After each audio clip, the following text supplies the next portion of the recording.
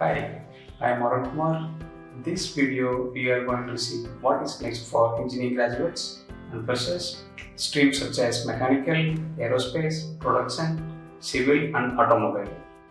Next, I am going to cover 4 topics in this video.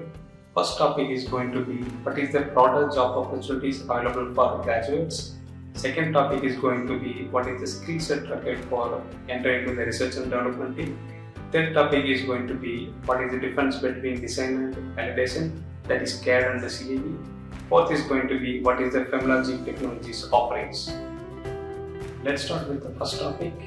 What is the overall job opportunities available for freshers? We are dividing 3 categories, starting with the research and development, next one manufacturing, third category will be marketing and sales. Let's talk about R&D opportunities. If anybody enter into the R&D, you should know what are the teams available in the research and development. We will always start with concept team, that is concept sketching. Next category will be styling, that we call as MS group. The second group will be a design group. The design group we are subdivided in 2 categories based on the product, and second category will be based on the domain. For product basis, we are subdividing chassis, DAW, engine group, brakes and so on so.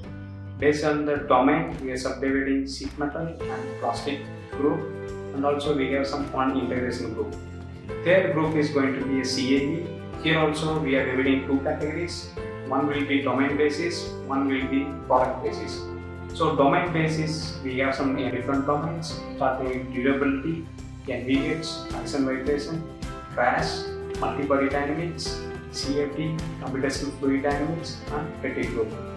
For product basis, it is aligned with the CAD group, that is design group, that will be the same group.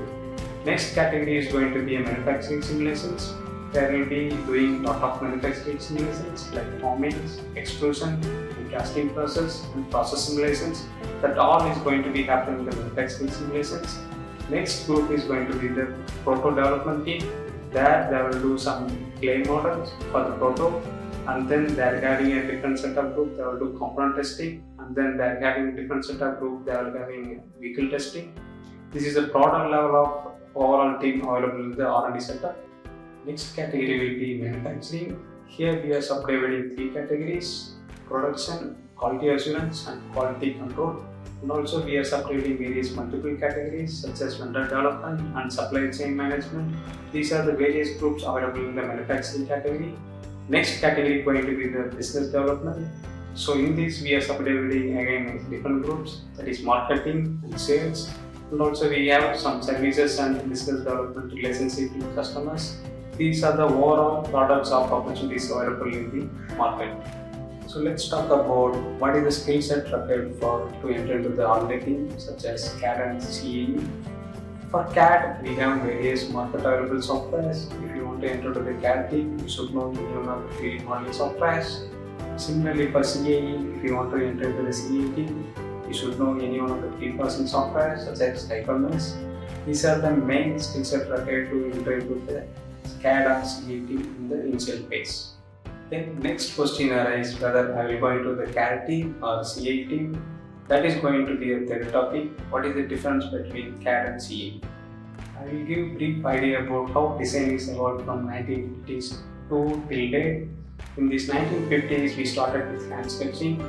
In the 1960s, we started using the software called autocad, that is 2D sketching software.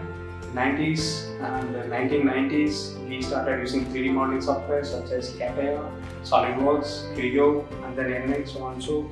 In the 2000 onwards, most of the companies started using all 3D modeling softwares. The year of 2010 to 2015, most of the design vacancies almost saturated. Most of the vacancies, it's not increasing year by year. That is overall evolution from the design perspective concerned. But coming back to the CAE, it started in the 1960s. If you look at the international journal papers, very few papers available in the 80s and 90s. You can count it, that is 100 to 500 papers. In the years of 2000 onwards, it will keep on increasing. It will become lakhs of papers due to all entertainment softwares. That is how that FEA evolution started in the 2000 onwards. Nowadays, most of the automotive industry started using CAE software such as hypermesh, abaqus, ansys, lsdyna. artistic, radios, and so on. So a lot of software is available in the market. Nowadays, most of the industries started using CAE softwares to reduce the physical testing time so that they can enter into the market very fast. Other industries like aerospace, civil, biomedical, and heavy equipment, and consumer durables, and power electronics. So many industries started using CAE softwares. That's how these CAE softwares getting evolved from year by year. As per the statistics is concerned, every year 15% of growth will be there for CAE industries in the next 5 years. Finally, how Femlogic Technologies can help engineering graduates. We are having a lot of industrial experts who can completely support you to get the job in R&D field. We are offering a lot of placement training programs. For more information about placement training program, visit our websites www.femlogic.in. If you would like to discuss any other topic, put your comment in comment sections or you can directly contact us. Stay safe and thank you.